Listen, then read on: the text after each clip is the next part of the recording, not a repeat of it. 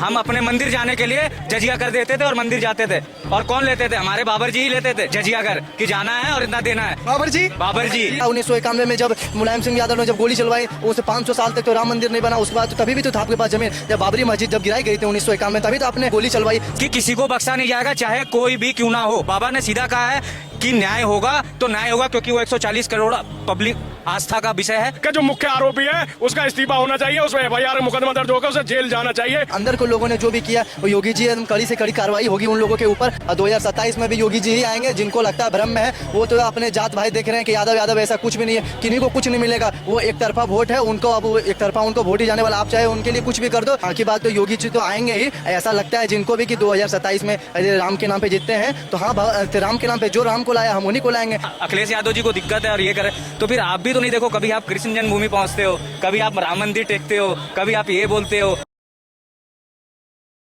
नमस्कार, मैं आकाश कुमार, स्वागत है आपका हमारे चैनल पर। जिस तरीके से आप देख रहे हो कि उत्तर प्रदेश की राजनीति जो है वो एक नया मोड़ लेकर आ चुकी है।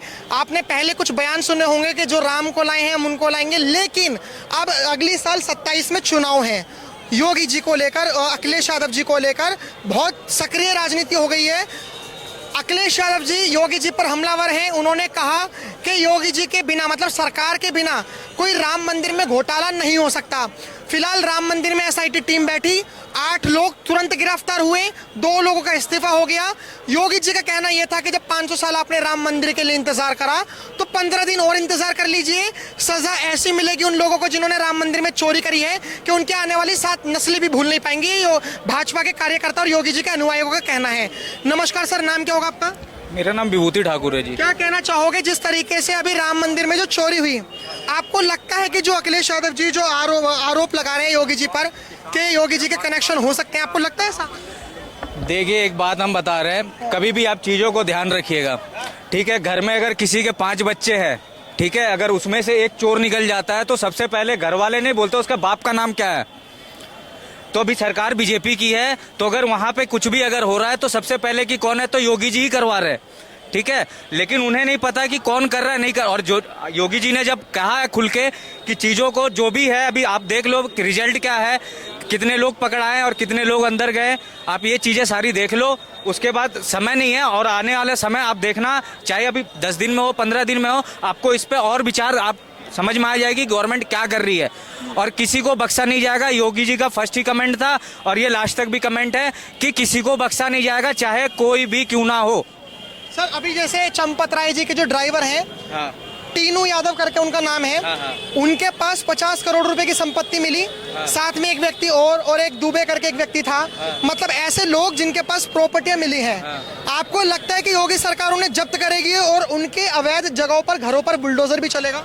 सारी चीजें जब्त होंगी, ठीक है, क्योंकि मैं आपको फर्स्ट ही बताया था कि मैं 12-15 साल से अकाउंट्स ही देखता हूँ। अच्छा। 6,000 की सैलरी और उसके बाद 22,000 होना, और इतनी बड़ी परिवार चलाना, क्या बचत होती है, नहीं होती है, क्या कैसे होता है, हमें बहुत अच्छे से पता है, ठीक है। तो जो भी इन्होंने 50 लाख की और गेस्ट हाउस दे रखा और जो भी सारी कर रखी है, वो सारी गवर्नमेंट के पास आएंगी आने वाला समय, और बहुत जल्दी आएंगी। क्योंकि आप भी मिनिमम कोई भी आदमी यहाँ पे, हम नहीं कहते ये भाई साहब भी हैं, ये भी है, ये भी हैं, अगर ये 50,000 भी कमाते होंगे ना तो इनको बहुत समय लग जाएगा 50 लाख की 10 परिवार को भोजन करवा के और सारी चीजें मेंटेन करने में, ठीक है। और बात रहा कि सरकार का योगी जी अच्छे हैं या बुरे हैं, मैं ये कहता हूँ, मैं सबकी बात छोड़ता हूँ कि घर में अगर एक पिता, अगर उसके 5 बच्चे हैं तो 5 बच्चे अपने बाप से खुश नहीं रहता। ये बहुत बड़ा बात मैं बोल रहा हूँ, ये बहुत सोचने वाली बात है। एक बेटा कहता है कि पापा उसको ज्यादा मानते हैं और मम्मी कहते हैं मम्मी उसको ज्यादा मानती है। तो जब परिवार में 5 लोगों को, वो तो 140 करोड़ जनता को देख रही है और 25 करोड़ उत्तर प्रदेश के योगी जी देख रहे हैं, तो सबको खुश करना उनके ना किसी के बस की बात है और ना मोदी जी की बस की बात है। तो कभी ना कम बेसी किसी ना किसी को होगा। आज हमको कम है, कल उसको ज्यादा होगा, कल उसको ज्यादा, हमें कम होगा। तो ये चीजें तो चलती रहेंगी। और बाबा ने सीधा कहा है कि न्याय होगा तो न्याय होगा, क्योंकि वो 140 करोड़ पब्लिक आस्था का विषय है और उस आस्था के पैसे को कहीं 1 रुपया नहीं जाने जाएगा। सर, आप राम मंदिर की चोरी में क्या कहोगे, आप जो SIT हुआ है? भैया देखो, जो राम मंदिर में जो चोरी का जो अभी खुलासा हुआ है, उसमें जो देश के करोड़ों हिंदुओं की आस्था का वो प्रतीक रहा है।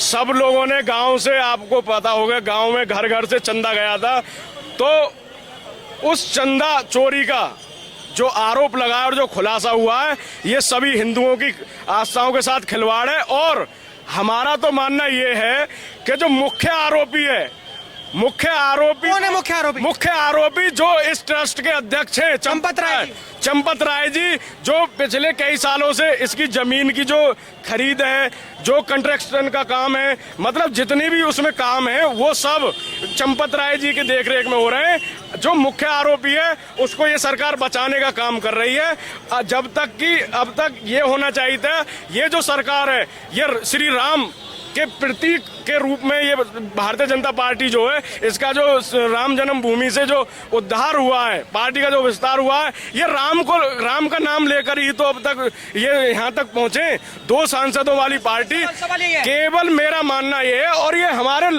करोड़ों हिंदुओं का मानना ये है कि जो मुख्य आरोपी है उसका इस्तीफा होना चाहिए, उसमें FIR मुकदमा दर्ज होकर उसे जेल जाना चाहिए। मुख्य आरोपी चंपत राय है। उन्होंने मुख्य आरोपी चंपत राय जी को बताया 27 में चुनाव है।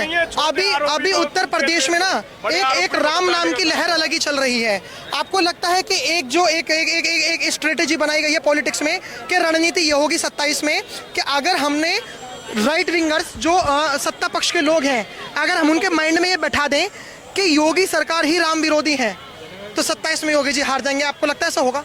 ऐसा कुछ भी नहीं होगा। जो लोग सोच रहे हैं कि जी इसमें योगी जी का हाथ है या किसी भी तरह का योगी जी का हाथ है, इसमें किसी भी प्रकार का योगी जी का कोई हाथ नहीं है। वो तो मंदिर पर, जैसे मंदिर प्रबंधन का जो भी है अनुसार तो वो तो होगा ही। अब बाकी बात वो तो अंदर के लोग हैं ना, अंदर के लोगों ने जो भी किया वो योगी जी, एकदम कड़ी से कड़ी कार्रवाई होगी उन लोगों के ऊपर और कड़ी से कड़ी उनके ऊपर सजा होनी चाहिए और होगी भी। और हमें योगी जी के ऊपर पूर्ण भरोसा है कि उनके ऊपर होगा ही होगा, चाहे कुछ भी हो जाए। अब बाकी बात तो योगी जी तो आएंगे ही। ऐसा लगता है जिनको भी कि 2027 में राम के नाम पे जीतते हैं तो हाँ, राम के नाम पे जो राम को लाया हम उन्हीं को लाएंगे। आप तो उतने साल सत्ता में रह के देख चुके हैं। हमने तो देखा 1991 में जब मुलायम सिंह यादव ने जब गोली चलवाई, उससे 500 साल तक तो राम मंदिर नहीं बना। उसके बाद तो तभी भी तो था आपके पास जमीन। जब बाबरी मस्जिद जब गिराई गई थी 1951 में, तभी तो आपने गौ सेवकों के ऊपर गोली चलवाई। सब चीज़ तो आप ही की सरकार के टाइम पे हुए। अभी तो कुछ दिन से आप पूरे तिलकधारी बन गए हो, सब कुछ बन गए हो। अभी तो देख ही रहे हैं हम लोग भी, अखिलेश यादव तिलकधारी बन अभी तो बन ही रहे तिलकधारी। आपको तो पता ही है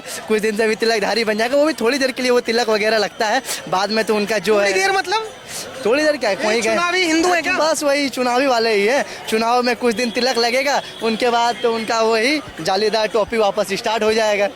बस वही है। 1991 में जो हुआ था आपको भी पता है, वो तो पूरी देश जान रही है। और 2027 में भी योगी जी ही आएंगे। जिनको लगता है भ्रम में है वो तो अपने जात भाई देख रहे हैं कि यादव ऐसा कुछ भी नहीं है, किन्हीं को कुछ नहीं मिलेगा। वो एक तरफा वोट है उनको, अब वो एक तरफा उनको वोट ही जाने वाला। आप चाहे उनके लिए कुछ भी कर दो, वो आपके लिए आपके सगे कभी नहीं होने वाले हैं। अखिलेश यादव जी की जो रणनीति है क्या वो पास हो पाएगी? अगर एक बार योगी जी को राम विरोधी बना दिया तो क्या जो रणनीति बन रही है कि 27 में जो हिंदू कम्युनिटी के लोग हैं उनका वोट बस इसी से कट सकता है कि एक बार बस योगी जी को राम विरोधी या हिंदू विरोधी घोषित कर दो?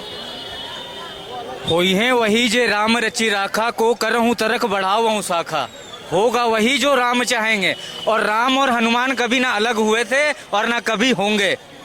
ये भारतीय जनता पार्टी के योगी बाबा हनुमान है और हनुमान जी के बिना तो आपने भी सुना होगा, बहुत सारा गाना है, जे राम जी चले ना हनुमान के बिना, ना हनुमान जी चले ना राम के बिना। ये होगा और 27 में यही आएंगे। एक भाई साहब ने भी थोड़ी देर पहले कहा, जो जहाँ पे कांग्रेस जीतती है, कांग्रेस जहाँ बीजेपी जीत जाती है, वहाँ पे क्या होता है, ईवीएम हैक हो जाता है। हाँ, और अभी जो इससे पहले बंगाल में चुनाव हुआ तो इन्होंने बोला ईवीएम हैक हो गया। और इससे पहले जब जीती थी ममता दीदी, खेला होबे ओखन की होছিল, ওখানে ईवीएम हैक হয়নি নাকি, ওখানে ईवीएम हैक হচ্ছে। तो चीजें हैं, आज का कल चोर पकड़ाएगा ही, सीधी सी बात है। अभी आप इतने शरीफ थे तो आपके 20 लोग क्यों भाग गए, पार्टी से क्यों भाग गए? नहीं भागना चाहिए था ना उनको, नहीं आपको क्यों?